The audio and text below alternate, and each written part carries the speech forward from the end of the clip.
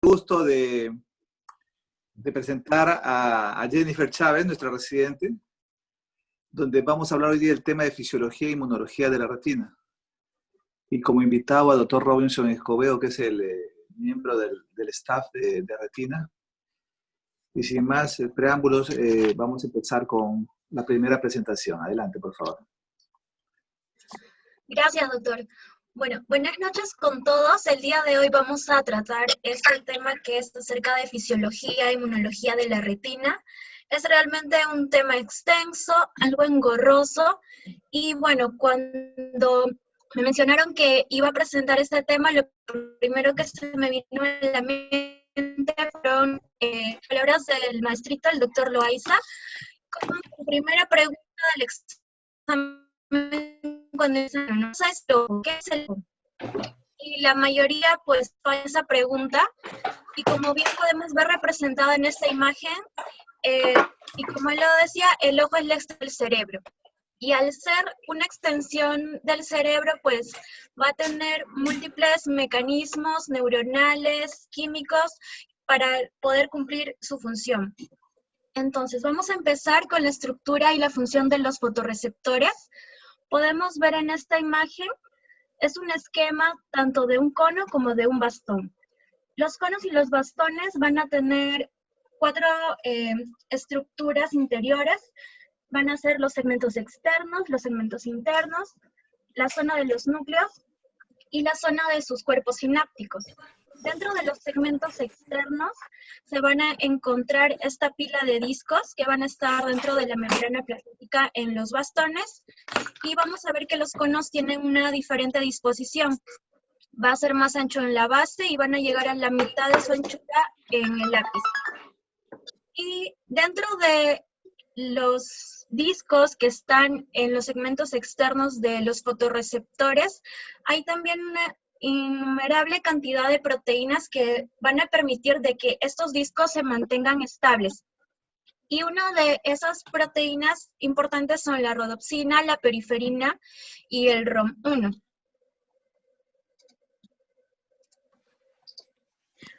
También es importante recalcar que en el segmento interno de los fotorreceptores, en la parte que está más externa, se van a hallar un cúmulo de mitocondrias, lo que van a conformar la zona elipsoide, y la zona mioide va a estar determinada por los retículos endoplasmáticos. Y bueno, ¿cuáles son las características tanto de los conos como de los receptores? En cuanto a su número, tenemos alrededor de 100 millones de bastones y de conos 6 millones.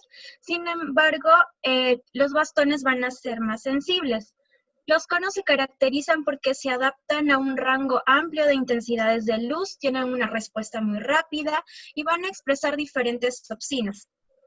Mientras que los bastones, al ser más sensibles, pueden ser estimulados por un solo fotón y por lo tanto también tienen más membrana plasmática.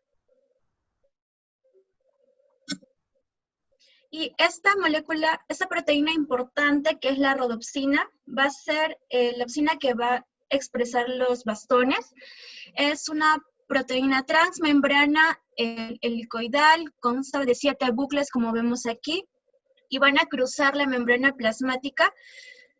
Dentro de la rodopsina van a haber lugares, como está en la flecha roja que se ve aquí, en los que se van a ligar los cromóforos, en este caso el 11-cis retinal, que al ser activado por la luz se va a transformar en ultrasretinal.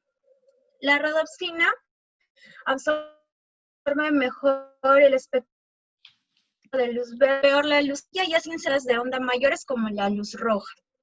Esto es lo que ofrecen las características de la sensibilidad de la luz de los bastones. Y bueno, vamos a ver en este esquema cómo se produce la activación de los fotorreceptores y la amplificación de la cadena dentro de los segmentos externos cuando nosotros tenemos una experiencia visual. Vamos a empezar recordando de que antes de que se produzca el inicio, de esta cadena de sucesos, en condiciones de oscuridad, los canales que son dependientes de nucleótidos cíclicos van a estar abiertos y va a haber un flujo de sodio y de calcio hacia el interior. Al momento que llega el fotón de luz, la rodopsina se va a activar y esta rodopsina activada va a ser capaz de atraer a otras moléculas como la transducina, que es una proteína heterotrimérica. Vemos que tiene sus fracciones alfa, beta y gamma, la cual al activar la rodopsina va a permitir la conversión de GDP a GTP y se va a desacoplar así esta transducina, formándose un solo complejo que es la transducina alfa asociada a GTP. Esta rodopsina puede activar a su vez a más de 100 transducinas y en este momento se produce la amplificación de la señal. Este complejo de transducina asociada a GTP va luego a asociarse a la fosfodiesterasa para poder quitarle su fragmento gamma y así desinhibirla, mediante la conversión de GMP cíclico a GMP. Entonces, en el citosol, los niveles de GMP cíclico van a disminuir y estos canales se van a cerrar. Entonces, vemos que en condiciones de oscuridad, la rodopsina va a estar inactiva, los canales abiertos, es decir, va a haber un flujo hacia el citosol de sodio y de calcio, y el bastón va a estar despolarizado.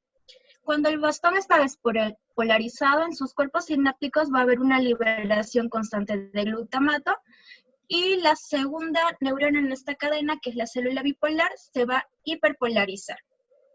En cambio, en condiciones de luz, la rodopsina está activa, los canales se abren, el bastón se hiperpolariza y ya se inhibe la liberación de glutamato, y la siguiente neurona en la activación de la vía visual se va a despolarizar.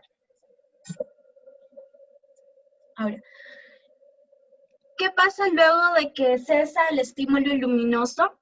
Como hemos visto, van a disminuir los niveles de calcio debido a que estos canales se cerraron, ya no va a ingresar más sodio ni calcio, y esto va a hacer de que otras proteínas adyuvantes se desacoplen, como lo son la rodopsin quinasa con la recoverina, que se acopla al calcio.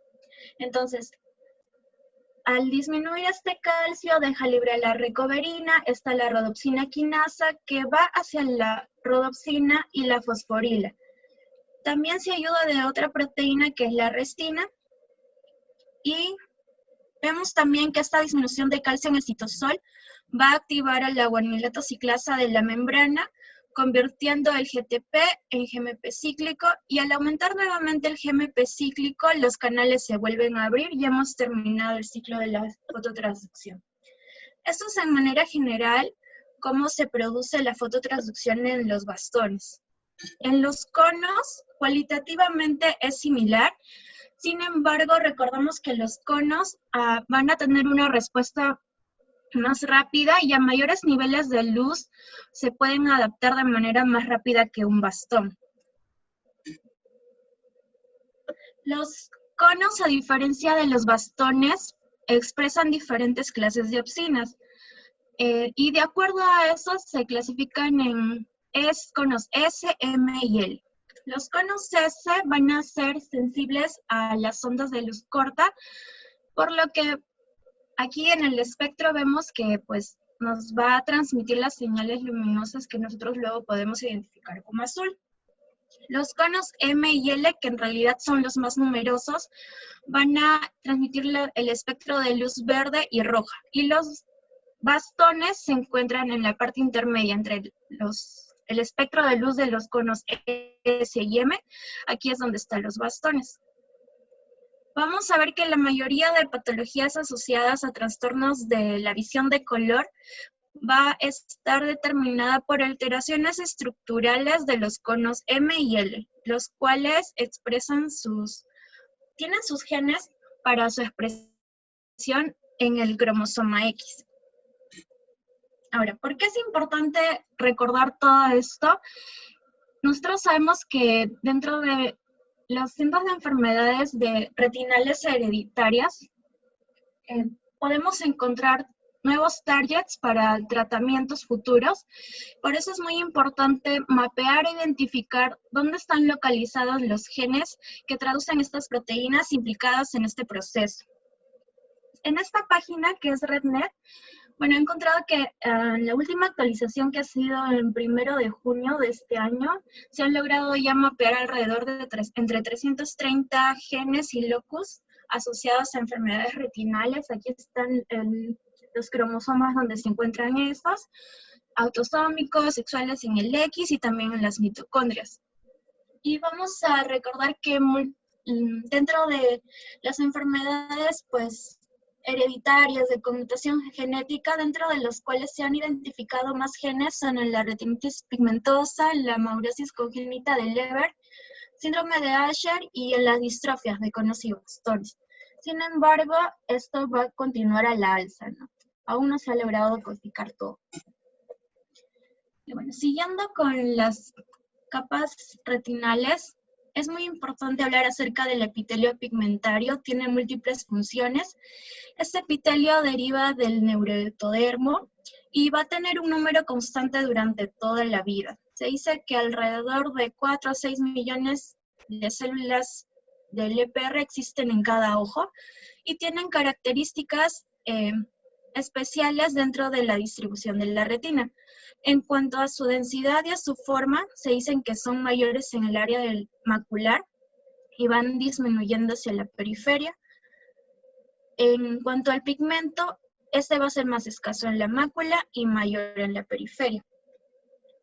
También el epitelio pigmentario tiene microvellosidades que se van a interdigitar con los segmentos externos de los fotorreceptores.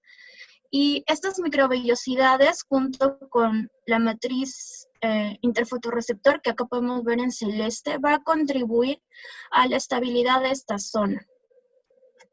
Los gránulos de melanina que vemos aquí, como ya mencioné, van a ser mayores en la periferia y conforme una persona vaya envejeciendo, estos gránulos de melanina se van a fusionar con lisosomas, produciendo así su degradación. Es por eso que el fondo de ojo de una persona pues adulta mayor tiene una pigmentación diferente al de un joven, un niño, un recién nacido.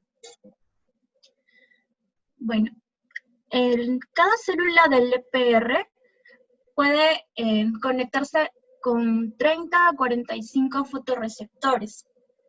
Esta célula del EPR va a ser metabólicamente muy activa y va a caracterizarse por tener una serie de proteínas, tanto en su localización apical como basal. Entonces, a diferencia de otros epitelios en el resto del organismo, la bomba de sodio potasio tepeasa en la célula del EPR se va a localizar en la zona apical.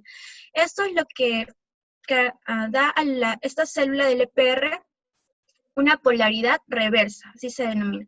Y aquí podemos ver una lista, ¿no?, de todas las proteínas que están tanto en la zona apical, en la zona lateral, en la zona vasolateral, y cuáles son sus funciones. Ahora, dentro de las funciones del PR, pues está participar en el ciclo visual, la fagocitosis de los segmentos externos, un transporte de iones activo, la absorción de la luz, secreción de proteínas y compuestos inmunomoduladores y su capacidad o su involucración para mantener la adhesión entre el EPR y la retina neurosensorial. Entonces, en cuanto a lo que es la regeneración de la vitamina A, también denominado el ciclo visual o ciclo del retinoide, vimos en la fototransducción que cuando viene el fotón de luz, se activa la rodopsina, cambia su forma conformacional de 11-cis retinal a OL transretinal. Atraviesa los discos y para salir hacia el citosol, pues se une a este compuesto que es el ABCA4, y también va a cambiar su conformación de 11-cis retinal a OL-transretinol. Ya una vez llegado a este espacio que es el azul, va a tener que ligarse a otras proteínas ligadoras de retinoides de la matriz interfotorreceptor. ¿Por qué? Porque los compuestos derivados de la vitamina A son membranolíticos, es decir, no se pueden transportar solos. Van a necesitar siempre en cada escala un transbordador, alguien que los vaya llevando para evitar así lesionar las membranas de los epitelios que están atravesando. Entonces, este ultrarretinol, luego dentro de la célula del EPR, va a seguir recuperando otras fuentes de vitamina A que puede ser de la sangre, y como vemos aquí en la imagen, siempre con un transportador, ¿no? Con proteínas ligadoras de retinoides. Entonces, mediante procesos enzimáticos de esterificaciones, hidrolasas, este 11-cis-retinol vuelve nuevamente a su forma 11-cis-retinal, y nuevamente a través de los transportadores regresa hacia los segmentos externos para nuevamente cumplir su ciclo. Entonces, como vimos, los compuestos intermediarios de la vitamina A, al ser membranolíticos y necesitar estas proteínas transportadoras dentro del ciclo, pueden ser puntos de quiebre que den lugar a enfermedades hereditarias, como por ejemplo la alteración de este compuesto de la BCA4 puede dar lugar a la enfermedad de Stargardt y a otras manifestaciones de este espectro. También alteraciones tanto de esta hidrolasa, el RPE65 o de las proteínas ligadoras como el CRD1 y el RDH12 pueden dar a otro tipo de manifestaciones dentro del espectro de la neurosis congénita de Leber. Otra de las funciones del EPR es realizar la fagocitosis de los segmentos externos.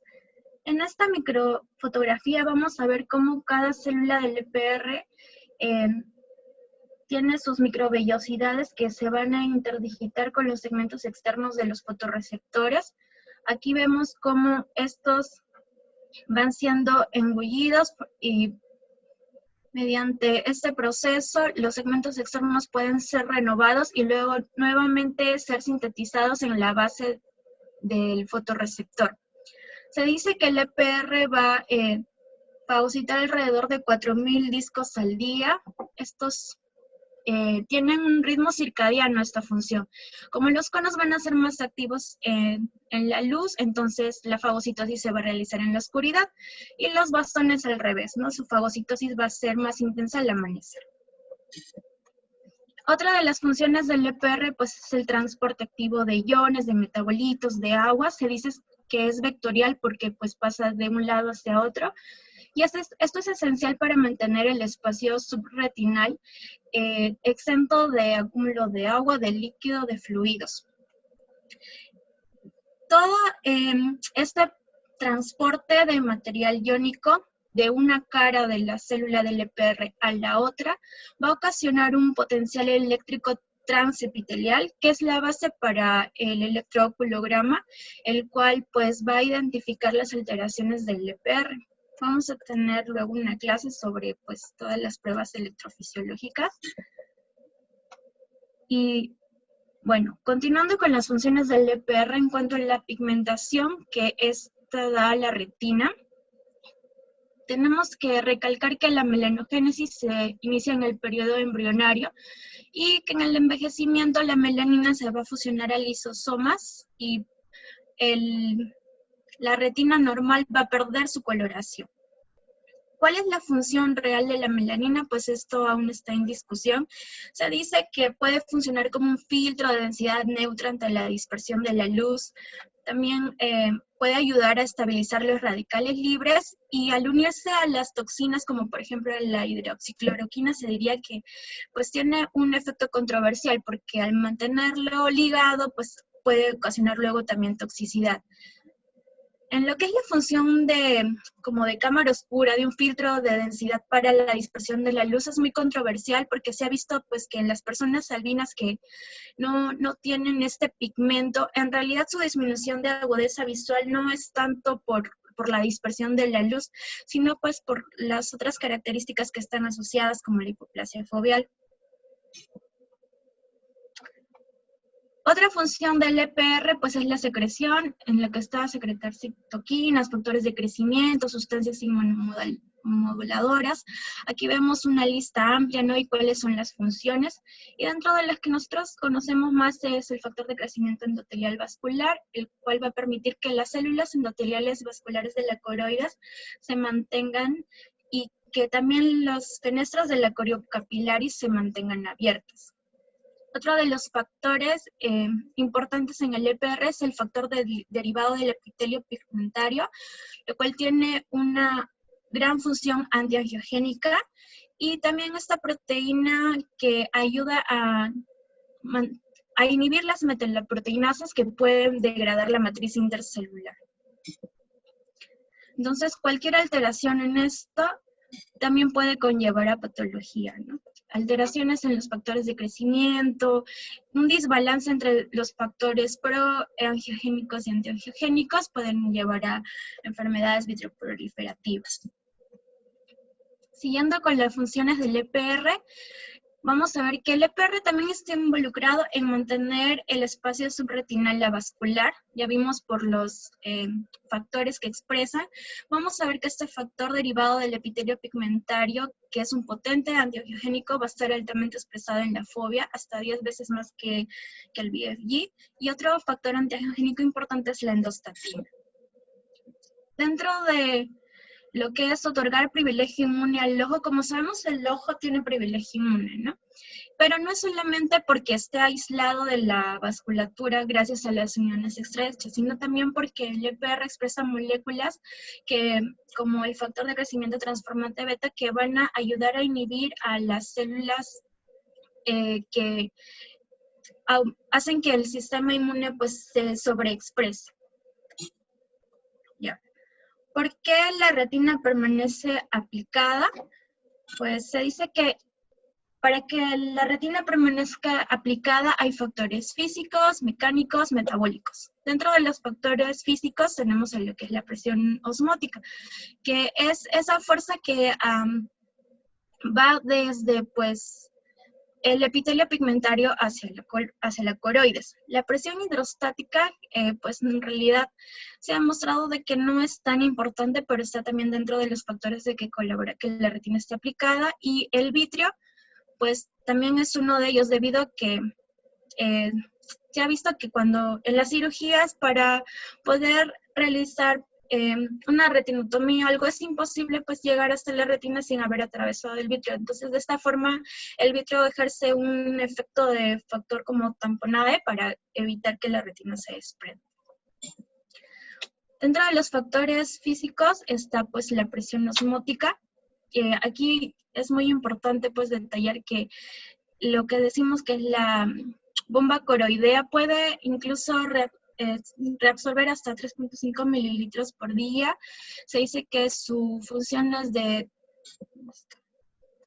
0.3 mililitros por hora por micrómetro cuadrado en el EPR. Y esto es una de las razones por las cuales los desprendimientos de retina se pueden reaplicar. Dentro de los factores físicos también es importante ver lo que es la osmolaridad de los compuestos o fármacos intravitreos que se pueden aplicar, porque estos, dependiendo de su osmolaridad, también van a contribuir a que haya un desprendimiento de retina por su osmolaridad per se y no tanto por el efecto farmacológico. Dentro de los factores mecánicos que contribuyen a la adhesión retinal está la interdigitación que ya había mencionado, ¿no? De los fotorreceptores con las microvellosidades del EPR y la matriz interfotorreceptor, que va a actuar como un pegamento, por así decirlo, entre comillas, porque sabemos que no hay uniones anatómicas verdaderas entre los fotorreceptores y el EPR. Y bueno, dentro de los metabólicos, que se dice que es el más importante, está el transporte activo del líquido subretinal a la coroides, que está mediado por los factores metabólicos que mencionamos al inicio del EPR, por su gran dependencia al oxígeno también. Entonces, aquí vemos las condiciones en las que se puede alterar esto. no solamente es, digamos, una alteración de las uniones intercelulares, sino también pues de los cambios metabólicos intrínsecos de la célula, lo que puede llevar a un aumento del fluido subretinal. Ahora, ¿cuáles son las implicancias de todo esto en la cirugía vitreoretinal? Es decir, van a haber varios factores que aumenten la adherencia o que disminuyan la adherencia. Y dependiendo de la situación, pues esto puede ser usado para beneficio del cirujano. Por ejemplo, se dice que el frío, es decir, altas temperaturas, el edema celular que se provoca hace que las células se edematicen, entonces promoviendo así la adhesión celular. Y otras sustancias osmóticas como el manitol, la acetazolamida, también van a promover que la retina pues se mantenga más adherida. Sin embargo, otros factores como son pues soluciones bajas en calcio, magnesio, van a alterar estos mecanismos metabólicos, disminuyendo la adhesión retinal. ¿Y cuándo sería importante esto? Pues para otro tipo de cirugías, como las translocaciones maculares, en las que se desea que haya un desprendimiento, pero que no sea tan traumático. A ver. Con respecto a las demás neuronas que hay en la retina, otras clases neuronales, tenemos a las células bipolares horizontales, amacrinas y ganglionares. Dentro de las células gliales, a las de Müller, los astrocitos, la microglía. Y dentro de las células vasculares, las células endoteliales y los pericitos. A ver, ¿cuál va a ser la ruta de flujo desde que se da el estímulo luminoso hasta que se transmite al cerebro? Pues este va a ser de la célula fotorreceptora a una célula bipolar, que sería la célula de segundo orden, y las células ganglionares. Las células horizontales y amacrinas van a actuar como interneuronas regulando este proceso. Entonces, las células bipolares, se dice que hay de 9 a 12 diferentes células bipolares para los conos, una específica para los bastones. Y en los conos, cada cono se va a ligar a dos células bipolares. Una célula bipolar despolarizante y una célula bipolar despolarizante. Entonces, cuando llega la luz, se activa la ON bipolar y se desactiva la OFF bipolar. Y cuando sea en condiciones de oscuridad, se da pues el mecanismo contrario. Y es en la capa plexiforme externa donde estas células y los cuerpos sinápticos de estas células, tanto de los fotorreceptores como de las células bipolares y de las células horizontales, van a hacer sinapsis. Ahora, las células horizontales son interneuronas antagonistas. Es decir, estas van a liberar GABAs, haciendo un efecto inhibitorio de los fotorreceptores. Un tipo de célula horizontal va a los conos L y M y otro va principalmente a los conos S. Es por eso que los conos M y L que mencionamos anteriormente son los más pesados y son los que nos dan un espectro de luz pues dentro de lo que estamos más acostumbrados. En cuanto a las células amacrinas, estas son interneuronas también inhibitorias. Al igual que las horizontales, hay células amacrinas específicas para los conos y específicas para los bastones. Entonces, en los conos, al igual que había unas que mediaban las interacciones ON bipolar y OFF bipolar, esta relación ON y OFF se mantiene en las amacrinas hasta llegar a las ganglionares. Y en cuanto a las células amacrinas que conectan los bastones, pues hay otra diferencia, porque las células bipolares que conectan con los bastones, o sea, esta conexión no se da de manera directa, ¿no? Se dice que el fotorreceptor conecta a una célula amacrina y luego esta célula amacrina presiona a la célula ganglionar. Esto hace de que la señal sináptica de los bastones pues sufran retrasos sinápticos comparado a los conos. Por eso los conos, al tener esta relación más directa de su fotorreceptor a la célula bipolar y luego a la ganglionar, va a tener una respuesta muchísimo más rápida. En las células ganglionares, pues ya tenemos la ruta, ¿no? De los conos a las células ON bipolar, también hay células ON ganglionar. Entonces se mantiene esta división hasta llegar a los centros visuales superiores. Y En las células ganglionares es importante notificar pues que en la zona macular va a haber una relación de 1:1, es decir, una célula ganglionar para una célula bipolar específica para un cono específico. Entonces, esta relación 1:1 va a otorgar a esta zona su alta capacidad y resolución visual. Y en cuanto a las células de Müller, que normalmente las conocemos, ¿no?, como que son el armazón de la retina, que van de un extremo a otro, que pues tienen la función de soporte. Vamos a ver más adelante con algunos artículos del doctor Escobedo también que tienen otras múltiples funciones. Cada célula de Müller pues es una columna central, va a tener una alta conductancia para el potasio, va a ser la que también sellar el espacio subretiniano a través de sus prolongaciones que forman la membrana limitante externa, van a amortiguar concentraciones iónicas en el espacio extracelular, actuar como buffer, regulando el potasio, absorbiendo productos de desecho, reciclando GABA, glutamato, metabolizando, sintetizando y almacenando glicógeno. Entonces vemos que todas estas funciones mantienen también el metabolismo de las otras células que están dentro de las capas de la retina. No solamente pues es una función de soporte, ¿no? Y dentro de los otros grupos celulares que conforman las capas de la retina están las células de la macroglía y de las microglías.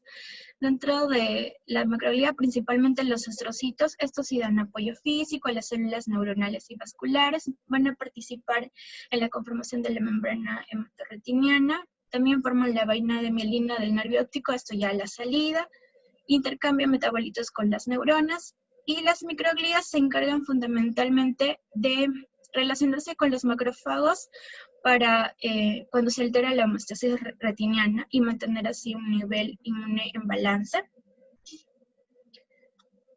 Y ya terminando, pues vamos a ver acerca de las barreras hematorretinianas y el privilegio inmune. Sabemos que hay dos barreras hematorretinianas, y en el ojo en general tres, ¿no? La barrera hematoacuosa, la barrera hematorretiniana interna y la barrera hematorretiniana externa. La barrera hematorretiniana externa va a estar conformada por las uniones celulares, es decir, las tight junctions de las células del EPR, que van a estar conformadas básicamente por claudina y ocludina. Entonces, vamos a ver que aquí van a sellar esta zona, impidiendo así pues de que fuguen ciertos metabolitos, moléculas a la zona interna. Y la barrera hematorretiniana interna va a estar dada pues por las uniones estrechas de las células del endotelio de los capilares retinianos. Estas van a estar soportadas por los pericitos pericapilares, y los metabolitos solamente van a poder alcanzar la retina neural mediante transporte activo para mantener esto todo muy regulado. Entonces, cualquier alteración en las barreras hematorretinianas nos van a conllevar a un aumento del fluido en el espacio subretinal, incluso dentro de las mismas capas de la retina, lo que conlleva patología, ¿no? En cuanto a la autoinmunidad y el inmunoprivilegio de que goza el ojo, pues vamos a recordar primero la inmunidad innata y la adaptativa. Normalmente en otras partes del organismo, en otros tejidos, pues nosotros gozamos de una inmunidad innata y una inmunidad adaptativa entre cualquier agente o microorganismo extraño, ¿no? Dentro de la inmunidad innata vamos a ver que sus principales componentes son pues las barreras epiteliales, los fagocitos, las células dendríticas, del complemento, natural killer, y dentro de la inmunidad adaptativa pues ya tenemos las dos estirpes celulares, las células B, las células T. Las células B, como ya sabemos, pues al estimularse, al activarse, pueden dar luego la conformación de anticuerpos específicos, y las células T pues pueden activarse también de manera policlonal y dar lugar a otros efectores específicos. La inmunidad adaptativa, como su nombre lo dice, pues se ha adaptado para poder luchar contra los microorganismos agentes externos de una manera muchísimo más específica, por eso es lo que tarda muchos más días en actuar. Y dentro de los linfocitos T tenemos los linfocitos TCD4, los linfocitos TCD8, ¿no? Y dentro de los TCD4, que se dividen en dos estirpes, las helper 1 y las helper 2, vemos que estos también median otro tipo de respuestas ante patógenos intracelulares. Las helper 1, pues mediante liberaciones de citoquinas pueden activar macrófagos y dando así una respuesta celular. Y las de helper 2, lo que van a hacer pues es estimular a que las células plasmáticas presenten los antígenos y se logre así la diferenciación, la activación y poder contrarrestar el patógeno que esté presente. Entonces, eso es un recordaris de, pues, más o menos, a grosso modo, cómo es la inmunidad en otras partes del cuerpo. Pero el ojo tiene tanto componentes pasivos como activos que ayudan a contribuir al inmunoprivilegio. Porque una respuesta inmune normal, agresiva, en el ojo, pues, podría dañar las estructuras tan delicadas que ya hemos mencionado. Dentro de los componentes pasivos que contribuyen al inmunoprivilegio están las barreras hematorretinianas, la ausencia de linfáticos en la zona, la reducida expresión de moléculas, de las moléculas mayores del complejo mayor de histocompatibilidad, y las escasas células presentadoras de antígenos. Y dentro de los componentes activos que contribuyen al inmunoprivilegio está la presencia de pues, las múltiples moléculas inmunosupresoras que ya hemos mencionado, que son activamente secretadas por el EPR. También que esta zona es un microambiente libre de cortisol y otros factores expresados en las superficies celulares, que todo esto contribuye pues, al delicado balance de una inmunidad hacia la baja en la zona retinal. Y esto es importante pues, porque comprendiendo cuáles son los mecanismos inmunes, podemos también identificar otras zonas que son targets para futuros tratamientos, como es en el caso de la degeneración macular relacionada a la edad, pues ya mucho se ha hablado acerca de los inhibidores de la roquinasa, porque vemos que esta, cuando se produce el envejecimiento, los macrófagos pues van a tener dos acciones, digamos, dos movimientos. Pueden diferenciarse hacia una o hacia otra forma. Y es aquí donde nosotros podemos, pues, incidir para poder tratar de eliminar los efectos que tiene el envejecimiento de estos macrófagos que se activan de una manera diferente con el envejecimiento y así poder tratar de tener una cura para esa enfermedad. Sin embargo, sabemos pues que todas las patologías generalmente son multifactoriales, no es solamente un factor al que se tenga que atacar, es por eso que es muy importante comprender la fisiopatología, todas las señales, para así tener muchas más opciones terapéuticas en el futuro. En cuanto a otros mecanismos que contribuyen a la inmunidad ocular, pues estos se han podido estudiar gracias a modelos animales. Estos son uno de los ejemplos, y aquí se ha logrado identificar en estos modelos animales algunos antígenos que pues tienen targets, como lo son las células fotorreceptores, las células de la coroides, del EPR, y que estos al tener la respuesta autoinmune dan lugar a una serie de enfermedades, ¿no? Entonces, al identificar estos epítopos patógenos de los autoantígenos dentro del ojo, nos permite más adelante la formulación de estrategias terapéuticas. Y por último, vemos que la autoinmunidad en realidad no es mala. Nosotros sabemos pues que los mecanismos autoinmunes del cuerpo en realidad cumplen su función de protegernos, pero es cuando estos son regulados hacia la alza, pues pueden llegar a ser destructores. El balance entre los mecanismos protectores y los destructores, entonces, en realidad es el nuevo target que se logra encontrar a base de ¿qué? De la inmunomodulación. Y bueno, esos serían todos los aspectos básicos acerca de la fisiología y la inmunología de la retina, y como ya estaban mencionando, el día de hoy es el cumpleaños de nuestro querido doctor Francisco Loaiza, y esta foto es de todos mis compañeros residentes de segundo año en homenaje hacia él. Gracias.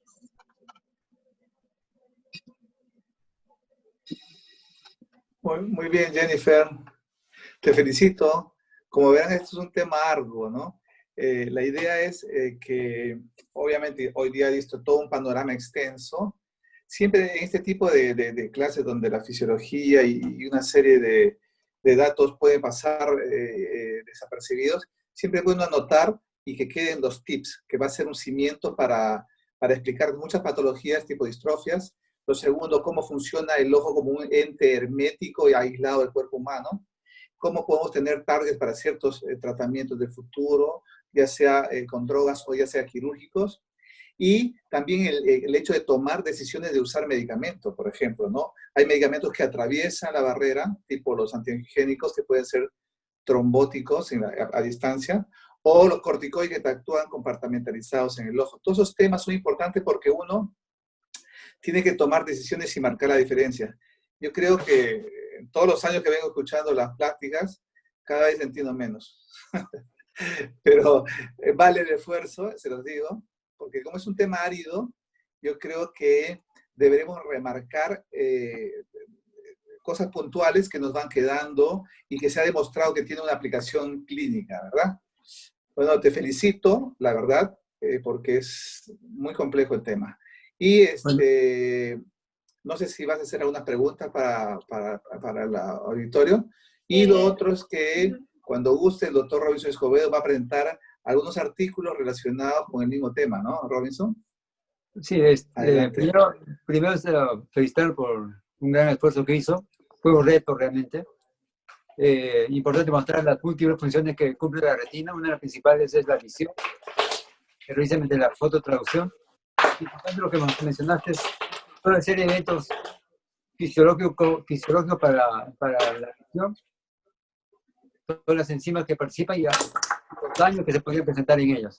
Importante también las células que intervienen, la relación entre estas células y las células fotorreceptoras, y además la importancia de la inmunología en la retina. Importante todo esto porque esto se conjuga y contribuye a la presentación, cuando hay un desequilibrio, contribuye a la presentación de las patologías. En cuanto a la vía de la fototraducción, en la vía de visión, se puede tener algunas de estas enzimas en distintos niveles, como tú lo has mencionado, y se pueden presentar distintas patologías. Es más, se puede identificar qué enzima se encuentra dañada y de esta manera se puede atacar esa enzima. Y es más, ahora ya están trabajando con proto-oncogenes, manejar a esa enzima que no está trabajando bien, se le inactiva y se le coloca un gen activo para tratar de suplir esa enzima que no está funcionando bien. Importante también mencionar que esto requiere energía. Las mitocondrias, a nivel del epitelio pigmentario, los fotorreceptores, y esto lleva un estrés oxidativo, y esto nos lleva a mayor daño. Y esto puede romper el equilibrio cuando se dan condiciones y se activa procesos inflamatorios inmunológicos. ¿Tienes pregunta para el examen, creo? Sí, ¿quién tiene? Pasar al doctor Muro. Ok. Doctor, a ver, vamos a ver cuánto hemos retenido. ¿Ah? Seguro que me jalan. Bueno, es complejo, pero es importante que lo que están formando se tenga presente. Nosotros teníamos una doctora llamada Mira Quiñones, que hacía mucho hincapié en la base fisiológica, fisiopatológica y bioquímica.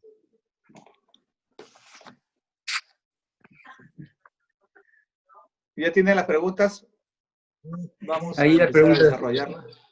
Fui desarrollando mientras vamos haciendo comentarios, ¿no? Importante es la relación de los fotorreceptores con las células gliales. Recuerden que las células gliales tenemos las macroglias, entre ellas está el astrocito y las células de Müller. El astrocito se encuentra a nivel, sobre todo, de las fibras nerviosas.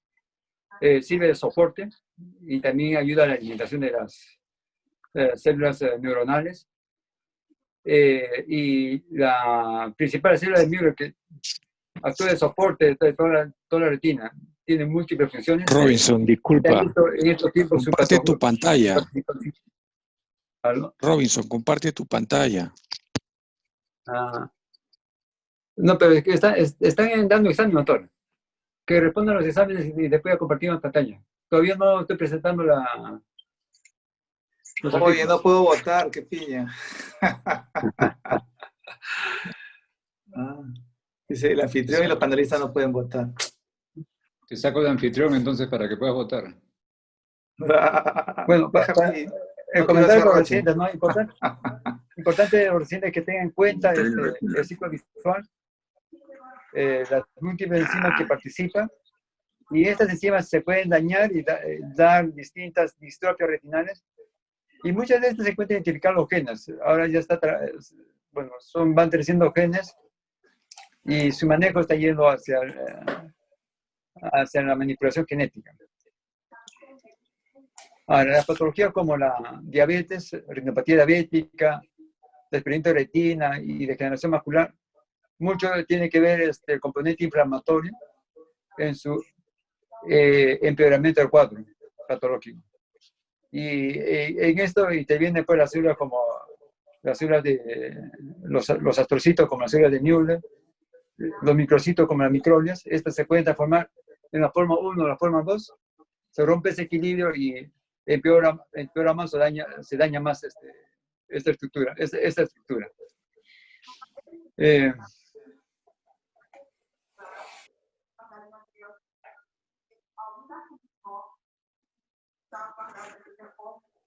Ahora, mencionamos que los fotorreceptores están en...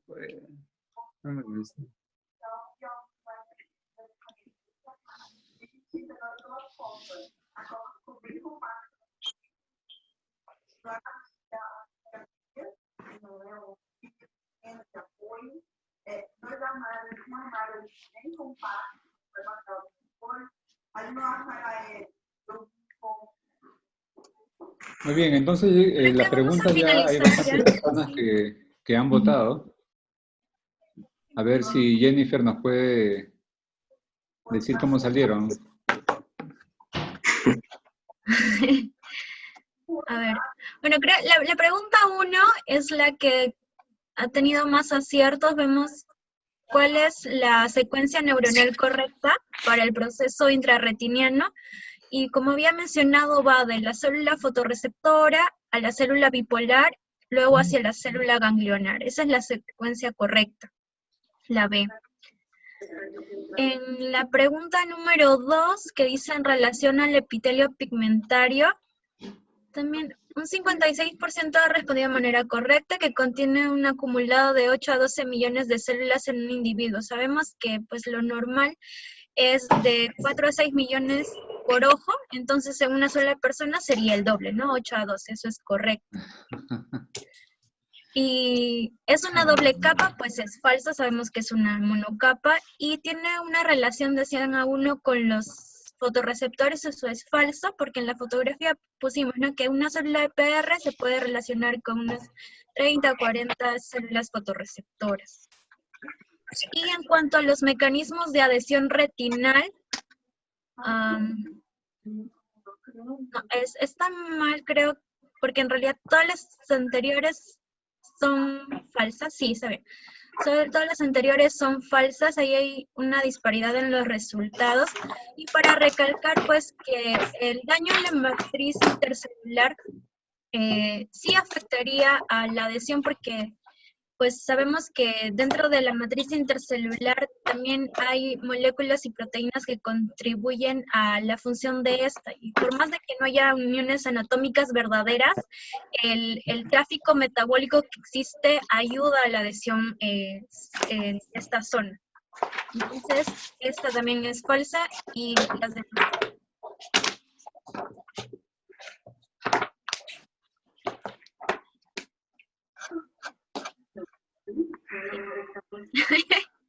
También lo tengo, doctor. Recuerdo que con el doctor Loaiza hicimos nuestro curso de fisiología ocular, que duró 2 semanas. Aprovechamos bastante, nos obligó a leer el Adler, y cada uno de los residentes tenía que presentar un capítulo de Adler. Sí, muy bueno, bastante. Y hay un libro de Müller. y hay solo un libro de células Müller. Solo epitelio pigmentario, lo he plagiado. Jenny, ¿me podría presentar mi... o cómo Sí, para sí, compartir doctor. mi... Pues, mira. Bueno, esta foto de la anatomía del doctor Loaiza siempre nos hacía ver. Bueno, acá un capítulo interesante, ¿no? Sobre la respuesta de la macroglia retinal y enfermedades de la retina. Y acá para mencionar, ¿no? Que las células macroglias son pues el astrocito y las células de Müller. Estas se encargan de mantener ese equilibrio, eliminar el glutamato que se produce en exceso, ayudar a la nutrición de las células, mantener ese equilibrio inmunológico. Pero, ¿puedes avanzar al siguiente? Cuando se rompe el equilibrio, se produce la patología. Acá pues una imagen de las células gliales, de los macrocitos, en la que hay una liberación trófica para mantener el trofismo de los fotorreceptores de las células neuronales. Importante también porque ellos neutralizan los radicales libres de las células gliales, actúan el metabolismo de la glucosa y interviene la barrera hematoretinal. Importante, ¿no? Estas células se mantienen bien, se mantienen en equilibrio en condiciones normales.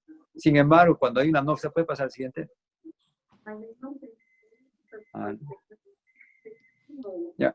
Cuando hay una anoxia, acá vemos pues, que se rompe este equilibrio, que hay una activación de estas células gliales, ¿no? Aumenta el óxido nítrico, aumenta los antígenos de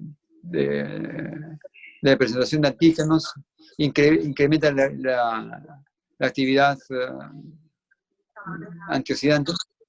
Pues importante es que además aumentan las citoquinas, y estas citoquinas al final producen mayor apoptosis, mayor daño de las células neuronales.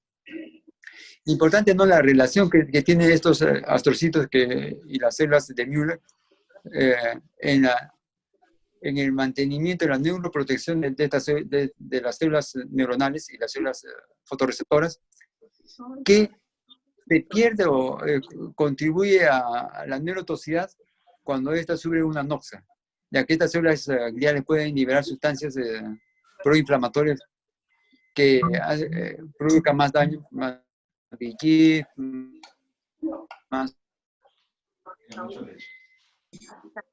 Queda mucho leche. Los microcitos y además esta patología. Este artículo es bastante bueno. La siguiente, por favor. Aquí no, para que vean esta respuesta reactiva de las células gliales ayuda a evitar el mayor daño a la anoxia. Y, por ejemplo, vemos que las células en la slide anterior vemos que las células de Müller se producen más y producen una gliosis y de esta manera evitan más daño en las células gliales. Este es un artículo sobre la expresión de las citoquinas in vitro como parte de una respuesta inflamatoria en la retina. En este artículo menciona que cuando hay expresión de citoquinas, las microglias se comienzan a activar y esto se puede ver mediante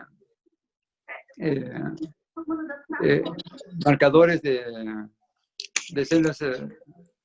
Mediante los marcadores podemos ver qué células se encuentran comprometidas. Sobre todo podemos ver gliales que están activadas. ¿Puedes avanzar al siguiente, por favor? Este es un artículo bonito sobre las citoquinas inflamatorias disminuyen la expresión de algunos genes.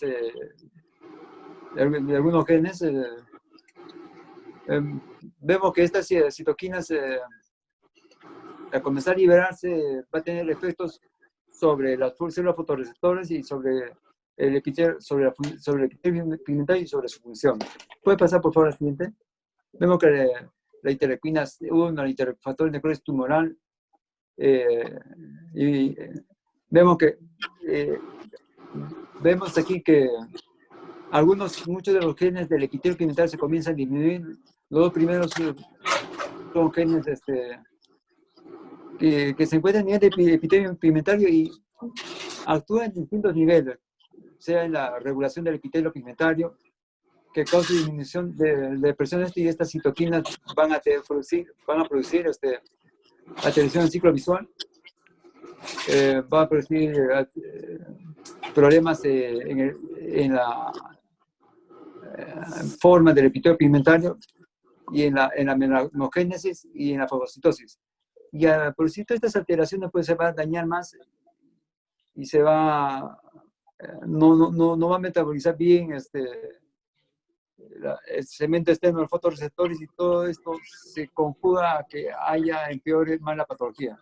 Entonces, vemos, este artículo muestra que las citoquinas aumentadas hace que no se manifieste en forma adecuada determinados genes y empeora más la patología. En este caso, una degeneración macular en unas ratas de experimentación. La siguiente, por favor, Jennifer. Ya. El rol de la inflamación y la degeneración macular ya se viene publicando hace varios años. Este es un artículo de 2006. Avanza, por favor. Jennifer. Bueno, un estudio de la... Bueno, en la diapositiva anterior se veía que se encontraban algunas citoquinas presentes como complemento 1, los complementos C4, C5. Esto pues inmunoglobulinas. Y en esta muestra vemos células inflamatorias que se encuentran a nivel del flujo. La siguiente, Jennifer. La siguiente, muy bien. Aquí puede ver el factor de complemento H que afecta a distintos niveles de la vía del complemento y hace que este complemento produzca más daño a nivel de las células. La siguiente, por favor. Bueno, toda esta serie de eventos que produce la inflamación ocular hace que haya más daño del epitelio pigmentario, daño a nivel de las correas capilares, y esto hace, es un círculo que hace que empeore más a nivel del epitelio pigmentario y de los fotorreceptores. Traigo este artículo, ¿no?, para que vean la interrelación de la ruptura del equilibrio entre los fotorreceptores y las células inmunológicas, que hace que se despierte más, que empeore este cuadro más, mediante la activación del sistema inmunológico. Avanza, por favor. Jennifer. ¿Ya está? Ya. Este es un artículo en el que los genes que participan y que producen a nivel de tecretina, y con esto que conlleva más, bueno, hace que se active la vía de complemento y empeore más el daño a nivel de las células del epitelio pigmentario y fotorreceptores. Avanza al siguiente, por favor. Bueno, sabemos que hay varias vías, el estrés oxidativo, la formación de ligación a proteínas, el crecimiento endotelial. Todo esto contribuye a una respuesta inflamatoria. Había un cuadro en el que se veía la diabetes, los factores que contribuyen a esto. Todo esto lleva a la activación acá lleva a la activación de la ligación a proteínas, y esto lleva a la inflamación, sea por citoquinas, sustancias, citoquinas sobre todo. Esta activación de la glia por las vías anteriores, llámese proteoquinasa, sustancias de la ruta del perodiol, los radicales de oxígeno. Todo esto lleva mayor inflamación y también lleva mayor producción de radicales libres, mayor producción aberrante de factor de crecimiento, y esto conlleva mayor daño celular, daño vascular, daño neuroglial. Entonces, en la patogenia retinopatía diabética, este artículo hace que es un problema microangiopático y sobre inflamatorio y neurodegenerativo. Entonces, se debe tratar de enfocar en función a esto, ¿no? El componente de estos tres eventos que se dan en la retinopatía diabética. Y en la siguiente es un gráfico para ver la interrelación entre las células. Siguiente slide. Acá es un bonito gráfico en el que vemos de azul la célula fotorreceptora, la célula bipolar, la célula ganglionar, y su relación con las células de mielino de color verde. Y vemos pues que contribuye a la nutrición de las células de los fotorreceptores mediante la lactasa, ayuda al equilibrio del glutamato, de la glutamina, del glutamato, que es bueno para la transmisión, pero a la vez es tóxico cuando se acumulan grandes cantidades. Además, la liberación de neurotrofinas que ayuda a mantener cierto tropismo, pero cuando se produce en grandes cantidades produce daño. En esta retinopatía diabética también vemos pues como de color café, las células microgliales en la que liberan sus sustancias, sus citoquinas, que hace que haya más daño, que hace que venga más polimorfos nucleares, se activen más células, se activen más microcitos y produzcan más daño a nivel de los fotorreceptores y demás células neuronales. Bueno, esto es lo que quería compartir con ustedes. Mencionarles que es importante tener la fisiología de la retina, la interrelación entre las distintas células y su contribución a que haya más daño en las distintas patologías. La relación entre las células gliales, las células fotorreceptoras, que es importante que se mantenga esa relación. Cuando se rompe esta relación se producen las distintas patologías. Gracias. ¿Alguna pregunta?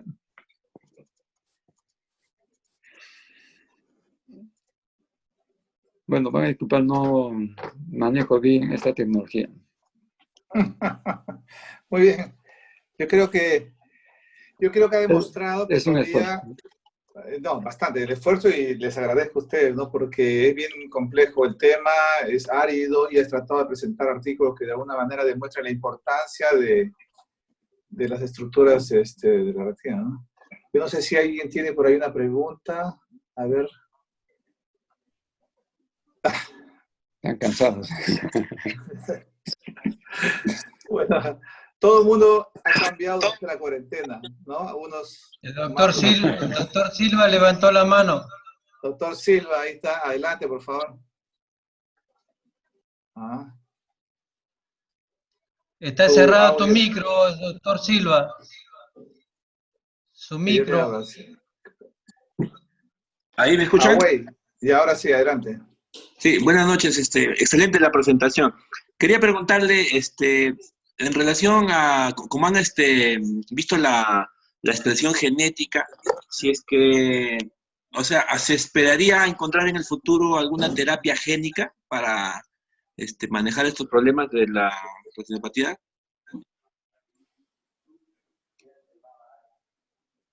¿Quién responde esto? La pregunta. En cuanto a la terapia génica, o sea, ¿pudiera haber? Conociendo la expresión las toquinas con la expresión genética. Ya, mira, ahora todo está... Ya, interesante pregunta. Está preguntando sobre si hay manejo genético en estas patologías. En algunas patologías ya está trabajándose con terapia génica. No recuerdo el nombre, pero sí, consiste en desactivar el gen inactivo, bloquear ese gen inactivo y mediante adenovirus, creo, inyectar un gen activo. De esta manera suplir esa deficiencia genética en algunas distrofias retinales. Sé que para algunas patologías ya se maneja eso, no recuerdo ahorita el nombre. Doctor,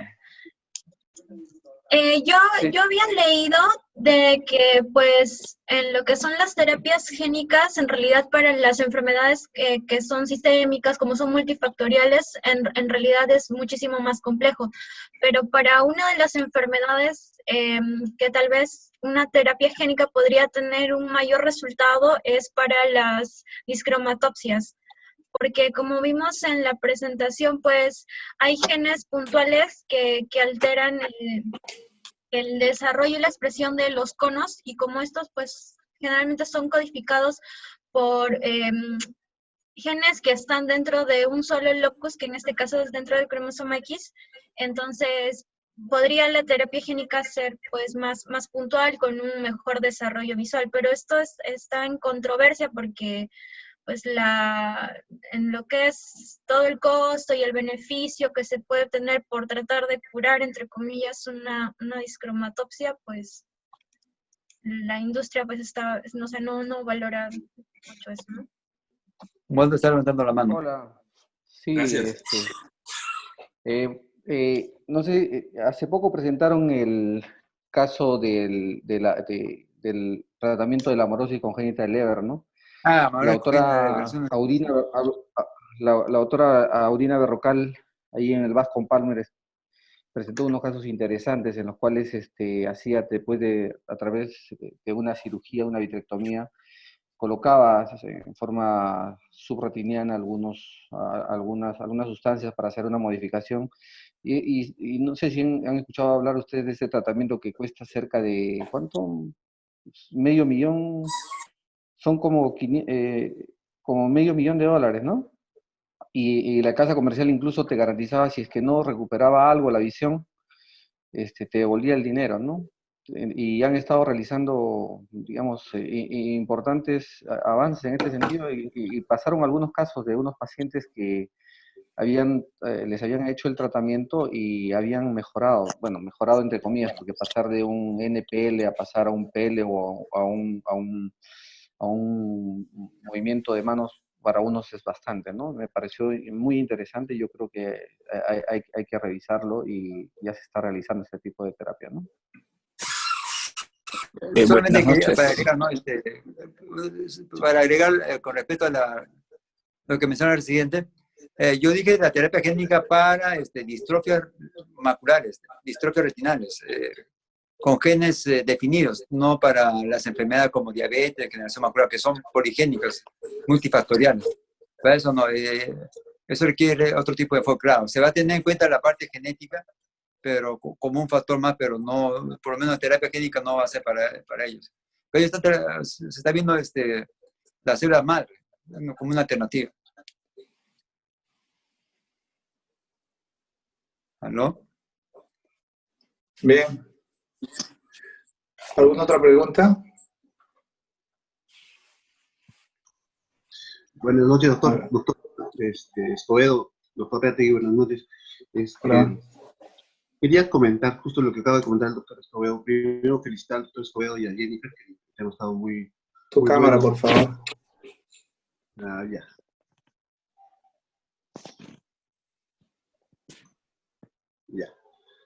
Buenas noches a todos.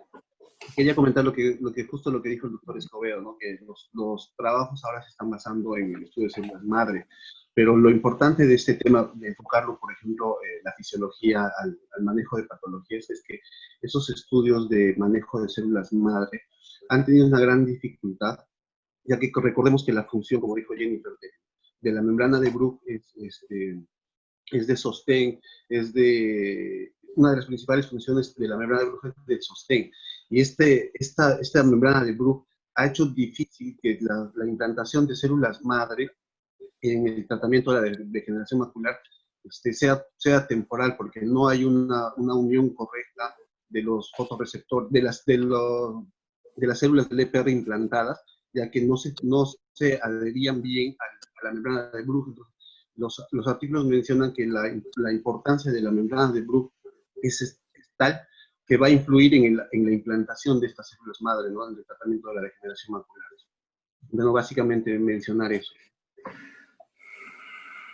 Bueno, mira, yo leí un artículo de buenas Singapur noches. que perdón, puedo un comentario breve.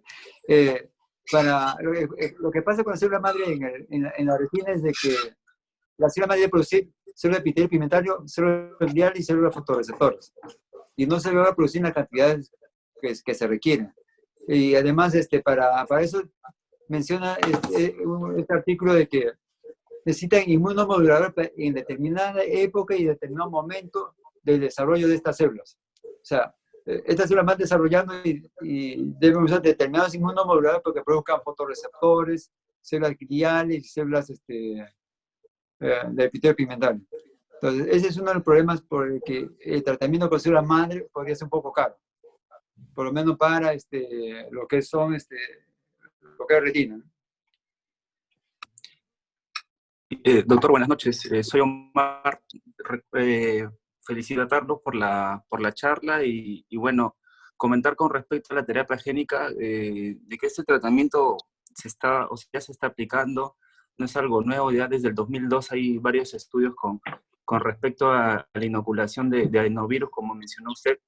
Y bueno, la manera como funciona es en enfermedades recesivas, cuando hay ausencia del gen, inyectarle el genoma en el adenovirus que finalmente se va a introducir en las células retinales, ¿no? Y de otra manera también es bloqueando cuando hay una expresión de un gen aberrante. Esto se ha visto en amaurosis congénita de Leber, se ha visto en algunos tipos de retinitis pigmentaria, y hay buena respuesta, pero cuando se usa de manera precoz, o sea, cuando ya se ven cambios estructurales, cuando tenemos pacientes con ya esos cambios especulados en la retina, cambios pigmentarios, evidentemente esto ya no funciona.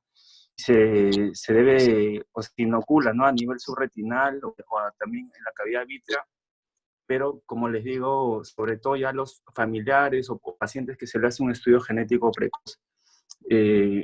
Eso se ha visto que ya funciona, pero tiene que hacerse un mapeo adecuado de los pacientes, ¿no? Fue el artículo que revisamos, Omar, que revisaste. Gracias por tu participación.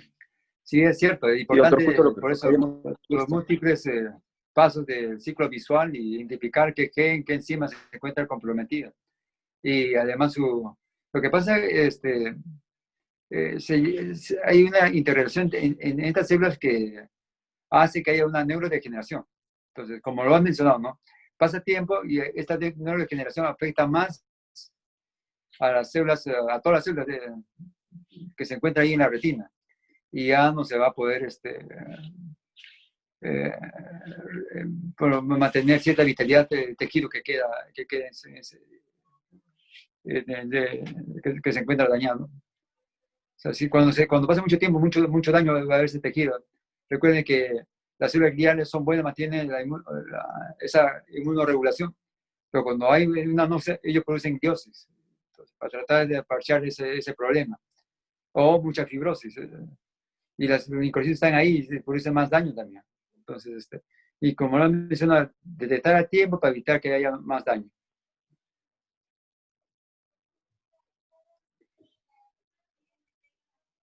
Bueno, no sé si hay más preguntas. Felicitar a Jennifer por el esfuerzo y el reto.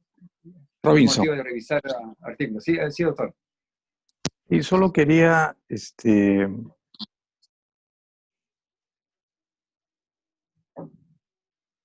A lo maestro.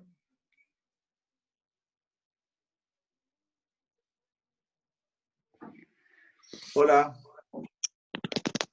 Está cerrado su micrófono, Elber.